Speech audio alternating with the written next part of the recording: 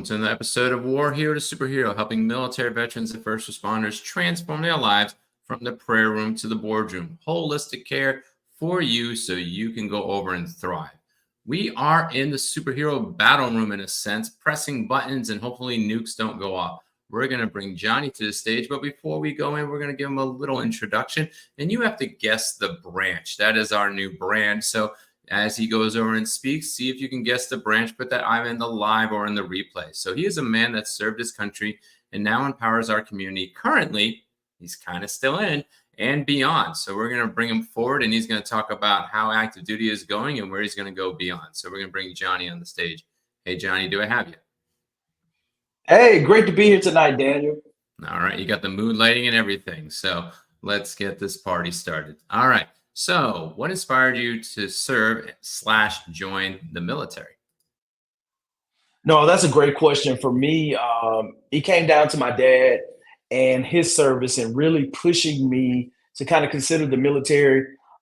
Academically, I achieved going through most of my schooling, K through 12, and I had the opportunity to receive an Army scholarship. So I may lead a little bit into what branch I ended up in. But, he pushed me to kind of look at the military as an option. I did come from humble beginnings. My parents didn't have a whole lot of money when it came to finances and resources to send me to college. So outside of just academic scholarships, I was looking for opportunities where I could receive grants or, funding to send me to school. And so looking at ROTC as an option, and I applied for Army and I was successful. But the opportunity presented itself where I could receive a delayed scholarship once I showed up on campus for another branch. And I took them for their word. And I guess you could say the rest is history.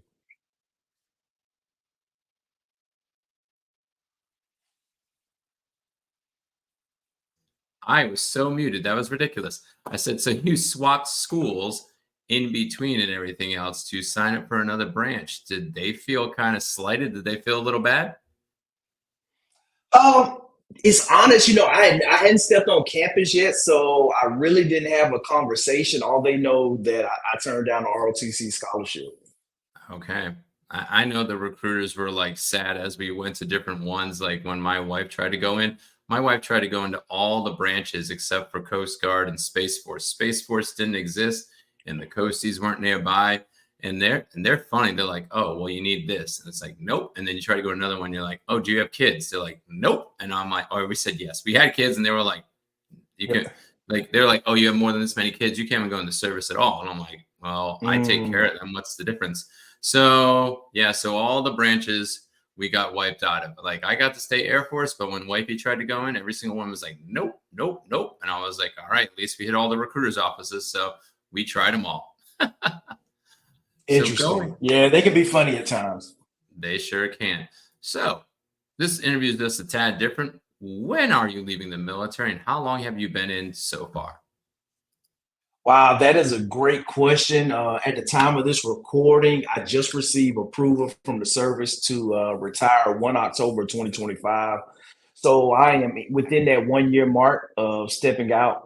And yeah, that'll be 20 years. So right now I'm a little bit over 19 years of service, and it's been a phenomenal experience, opportunities to see the world, a handful of deployments, leadership opportunities. I could not have imagined for a better career that I've been able to achieve thus far, and it's definitely a blessing. And I thank the Lord every day for the opportunities that the service has afforded me, and just the experiences and the leadership opportunities, and just the lives I've been able to impact positively over the years. So you'll hit 20 years, and you came in roughly 2005. A lot has changed in the 20 years. We wouldn't even done this. YouTube didn't even exist until 2006. So going into the next question about transition, how is it going? Because I know I got in 2012 and it was kind of rough. And we both just came back from the military influencer conference. So people, if you didn't go this year, you were wrong. When you need to go next year, September 21st to the 24th. So how is that transition now that you know that you have a year roughly out? Yeah, no, that's a great question, because I'm a little bit different than most people in regards that I started transitioning out of the service probably 2017, 2018. The reason that I say that is, I started my entrepreneurial journey even before then, but it was around 2017, 2018 when I made that decision that, hey, I don't necessarily control my destiny in regards to my military service career. And 2015, my wife and I, we started a home renovation business, and we were doing really, really well. It took off after Hurricane Michael devastated the Panama City, Florida area in 2018, which afforded us the opportunity to start renovating a lot of homes in that area and helping rebuild the community. And it was around that time where it's being selected for '05, and going to my next duty station. There's certain gates that you need to go to be, at least with me in my project management acquisitions career field, to set you on track for command. And so after going through that process, checking the boxes, deploying, coming back, number two of 145 majors in my wing, and still not getting one look at command. It was an eye-opening experience that, hey, you don't control this. You need to start looking at plan B, and probably 20 years is going to be it. And so once that happened, and then going into that next assignment after that, it was like, okay, how do you position yourself? How can you scale the business? What does that look like to get you to 20 years? And so I started that transitioning process, and way back then. So for me, it's been going pretty good. It's been going well. We've made some really good decisions, investments along the way, my wife and I, to position us for this, 20-year career. Whereas that now we can go in on our own terms. I know exactly what I'm going to be doing when I step out, for the most part. So from that regard, it's been really positive. And it started on my own terms, which I think unfortunately a lot of veterans don't have that luxury, or they start thinking about transition too late or within that last year of service. And now it becomes an extremely risk and anxiety driven decision process, just because it's a big thing. Being at the Military Influencer Conference, having conversations with vets, and listening to some of the organizations that support veterans on the nonprofit side, that there are a lot of veterans who don't have their finances in place, that struggle transitioning to this new career in the private sector. And just those challenges alone, that we've been blessed to not have to go through that part, but that entail has driven my mission on the outside to look at how I can help others transition more smoothly and efficiently by kind of taking some of the things they can look at, investments and opportunities to bolster their finances while they're still serving, in order to set themselves up for long-term success. Yeah, we're going to dive in that a little more, but we're going to go hit a quick sponsor break. You have served. No matter if it was in the military or civilian service, you deserve to live good. Live good in health. Live good in wealth. Live good in so much more. At Live Good, the global wholesale buyer club, we empower you to take your mission to the next level. Are you ready to live good? We all struggle in life. No matter the barriers, we do not need to stay there. Each day is an opportunity to step into better health. Each day is an opportunity to step into wealth. Each day is an opportunity to step into dreams. Live Good, the global wholesale buyers club, empowers all these steps and more. Ready to be empowered? Grab the link to learn more. We are back with Johnny that just went over, blew our mind about information that he transitioned out such a long time ago. So when he retires, he's going to be more than a baller. He's going to be able to make it rain. And we're going to talk about how he goes over and deals with the tough times in life, because he already answered both our questions. So we're going to bring him back live on stage. Johnny, you're already skipping all my questions, trying to get done super quick to go viral. So we're going to go into the tough question now. Since you've already answered what made you pivot to hang up the boots, since you already answered that question. So tough times and everything else. So right now it sounds like things are going great. Maybe not. We don't know. The lighting in the background can look gorgeous, but everything could be chaos, or vice versa. So when those tough times come and when that pressure comes, what is your secret fuel to keep going? Yeah, no, I think that's a great question, because I think a lot of times, when you see social media and the conversations that a lot of us have, and I consistently post and share on social media. A lot of times you only see the good.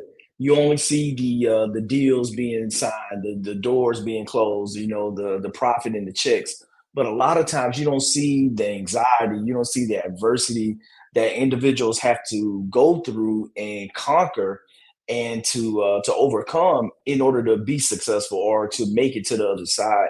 And for me, it really goes down to my foundation, with that being my faith that I lean on each and every day.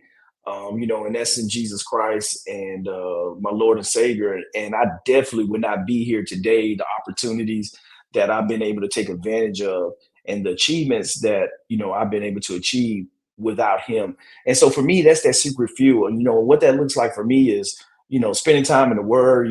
That quiet time in the morning, getting my mindset ready each day.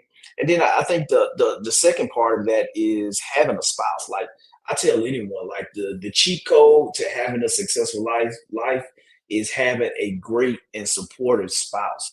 Having that hands down allows you to have that freedom to make mistakes, but also to have that ultimate cheerleader in your background that's pushing you to your greatness, even when you can't even see greatness inside of yourself, that they're right there with you, they're encouraging you, and they're pushing you forward to your success. So I would be remiss if I didn't call out my wife and just the tremendous support that she's offered and the support network that she's provided to me along the way in our journey.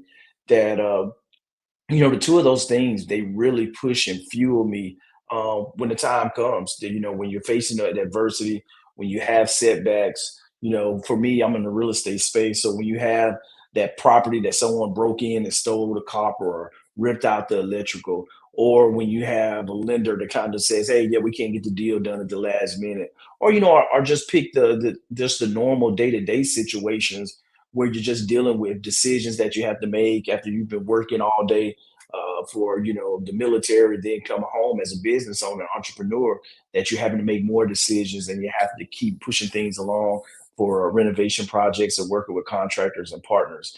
That it could be overbearing, but with that adversity comes opportunities, and everything is a lesson learned. And a lot of times we don't see the adversity as the footstool to our future and for everything that we're looking to achieve. But a lot of times, in the moment, it can look like it's dire, and we won't be able to make it to that next level or make it to that next milestone. But I think that's where faith comes in. That everybody wants to have a testimony, but no one wants to go through the test. And so I think that having that re-encouragement, being able to stay in the Bible and stay in the Word to kind of have that foundation, and then really definitely being able to lean on my wife for that support makes all the difference in the world. Sounds like, Johnny, you've been reading the 3 books I wanted you to read: the Bible, Leave No Marriage Behind, and Leave No Veteran Behind. Sounds like you've been reading those, because that is pretty much the brand here at War Hero to Superhero. So that is amazing to go over and to hear. And I give you kudos for uplifting God and uplifting your wife, because a lot of times we don't go do that nowadays. So with that and understanding that, I'm going to think your superhero tactics are going to be a tad different. So we're going to have you imagine either yourself as that young lieutenant or a young enlisted. I don't know if you were enlisted and officer, maybe a mix of both in whatever branch you served. I think I have a hint, but I will go over and leave that to my quiet self. Or looking at yourself as an entrepreneur, what 3 superhero tactics would you want to either give to your past self or to your current people you're consulting to go from that survival mentality to that thriving mentality? No, that's great. And I think the thing is that we have to have that transformation. Whatever we're looking to do to go to that next level, we have to have that transformation that starts with the mindset. So I would say that superhero tactic number 1 is take action. You have to be willing to take action. You have to be able to manage risk and move out on whatever it is that you want to be successful at in life. So for me, number 1 is taking action, being able to move out and execute on those plans that you have, the information that you've been reading, the podcast that you've been following for years on top of years, and being able to take action on that information and actually build out. And so I'm a true believer that faith is an action word. And so being able to take action in your life can look like a lot of different things. But so many times that we just kind of get focused in, we get analysis paralysis, we have fear, where we have false evidence of appearing real, and we never take action. And then we end up with a lot of regrets because we didn't move out and do those things that we knew we could do that could lead us to our success. So definitely number one is taking action. Number two is being able to move out and make fast decisions. And I think, one thing that really has helped us be successful is being able to, one, to be a student of the game when it came to real estate investing, and being able to underwrite deals. And so with that, being able to make decisions quickly. That came from being my experience in the military and being in, really tricky situations, and where you have to think, and critical thinking skills, and being able to be a leader that allowed me to be in a position where I'm comfortable being uncomfortable. When you're presented with different situations, and being able to make decisions on the fly, that and being able to adjust when you're wrong, because guess what, we're not always right. But as we get informed, as we continue to get more information from the ground, and we make decisions, and we reorient, and we continue to move out. And so being able to make decisions without 100% of the information has definitely helped me in my investment career and my military career. And I would say the third superhero tactic is being able to listen. That so many times as you're networking, and you've probably seen this, when you're in conversations and people just talk, talk, talk, talk. But for me, I really try to listen first, and listen to understand. Whether it's in a meeting, whether it's in a conversation with someone new that I just met. But I really afford that to being able to understand where people are and meet people where they're at. That you actually have to listen, and I'm a true believer that God gave us two ears and one mouth for a reason, because we should be listening more than we're talking. And so I think those three would kind of round out my three superhero tactics that I live and die by. Woo, man, you just got them all nailed out. You didn't even go over and stutter. I love it. I love it. I love it. You were prepared. Sometimes I get people on the show and they're like, what? And I'll even preface them on the back. So just so you know, you ever come on this show, you will get pre-briefed before you go live. So beautiful, beautiful, beautiful. So Johnny, I want to thank you for going over and joining us. I'm going to give you the floor one more time. You can tell them about the link, what you're going to be doing with the military CEO. And I would close it on as a quote, or if you just want to go over and just fade it out. But once you're done, we go. So floor is yours. Yeah, no, awesome, brother. I definitely appreciate it. JohnnyLynum.com, where we work with veterans and busy professionals and help them change their lives through passive real estate investing. And the foundation of everything that we do is financial planning, because I'm a true believer, if you don't have a plan for your finances, then you plan to fail. And so that's our mission, is really just helping people better understand their finances and take control of everything around their finances, where they can live life and achieve time freedom and live the life that they were meant to be. And so whatever that is, whether it's traveling with loved ones, it's volunteering with nonprofits, or it's working a job that you want to work and not having to really be concerned about what the pay is. So yeah, would love to work with anybody that's looking to kind of consider that. And we have a ton of free resources out there to help you get control of your finances. So definitely check out JohnnyLynum.com, and and we love to serve and help whoever. But yeah, I think to get off the stage, that wherever you are right now, you are successful. So many times we beat ourselves up, especially entrepreneurs, because we're not where we want to be per se, or we always have that next goal that we're building towards. But I am a true believer that success is measured backwards, because we are all successful in our own right to be where we are right now today. Wherever you are listening to this podcast, or watching this reel, that know that you are successful because you have overcome every piece of adversity and situations that have been put in front of you to this day. But guess what? You're successful, but to get to that next level that you haven't achieved yet, it's going to take information and action that you haven't taken to this date to get to that next level. So be willing to put in the work to get to that next level in your life, and build off all of the former successes that you have to be able to achieve in your life to get to where you are today.